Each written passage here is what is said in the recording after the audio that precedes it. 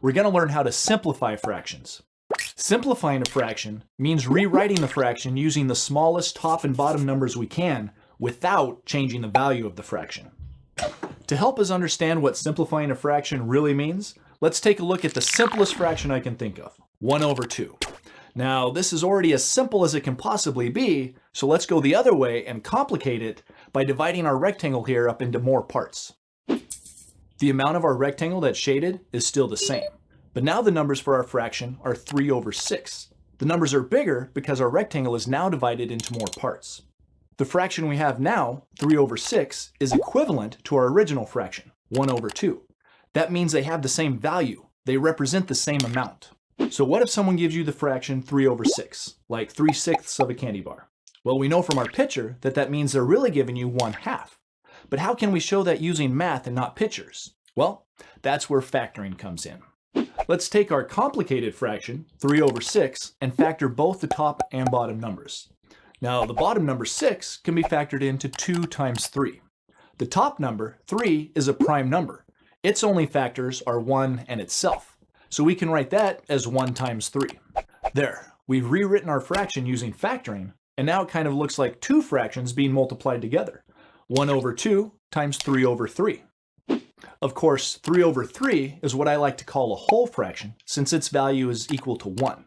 Now here's the interesting part. Since 3 over 3 equals 1, and multiplying by 1 has no effect on a number, we can just get rid of that 3 over 3. Basically, the 3 on the top and the 3 on the bottom cancel each other out. And once they're gone, we're left with the fraction 1 over 2. So that means that the fraction 3 over 6 simplifies to 1 over 2. Another way of thinking about it is that we're trying to find any whole fractions that are hiding in the fraction we're trying to simplify. And if we find any, we can just get rid of them, and the fraction we're left with is simpler than the one we started with. Now that we know the basics, let's learn the procedure for simplifying fractions. First, replace the top and bottom numbers of the fraction with their prime factors. Next, look to see if any of the factors are the same on the top and bottom. If they are, then we call them common factors because they're something that both the top and bottom have in common. If you find a pair of common factors, you can cancel them out. Just draw a line through them, like this. And last, once all the common factors have been canceled, you need to remultiply any factors that are left over on the top or bottom. This makes sure that you end up with only one number on the top and bottom of your simplified fraction. Oh, and there's one important thing to remember. If you're ever able to cancel out all of the factors on the top or bottom of a fraction, don't be tempted to write in a 0. Put a 1 in there instead. The reason you can write in a 1 is because 1 is always a factor of any number. It's just we usually don't write it in. For instance, if you're going to factor the number 15, you just say that it's 5 times 3. But you could also say that it's 5 times 3 times 1. In fact, you could even say it's 5 times 3 times 1. See why there's always a 1 left over when you're canceling common factors?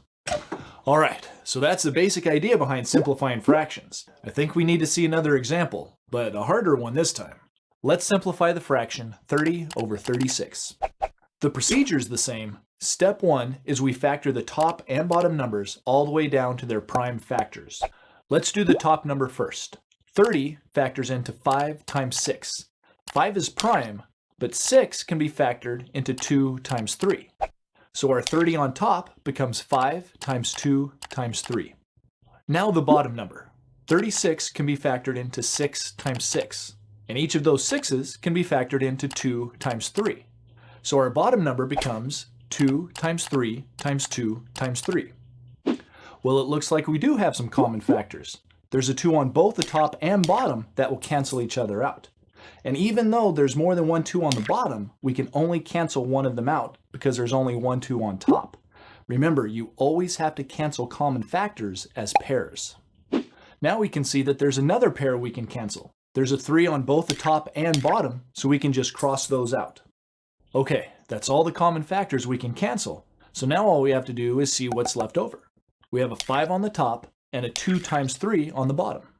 We don't want to leave our problem looking like this, so we need to recombine any factors that didn't cancel. That means multiplying together our 2 and 3 on the bottom, which gives us 6. There, we're left with the fraction 5 over 6. That's the simplified form of the fraction 30 over 36.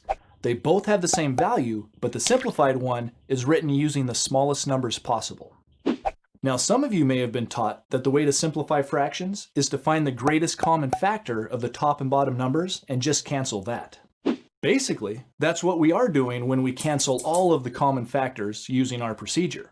In fact, if you multiply all of the common factors together, you'll get the greatest common factor, or GCF as I like to call it, to sound cool.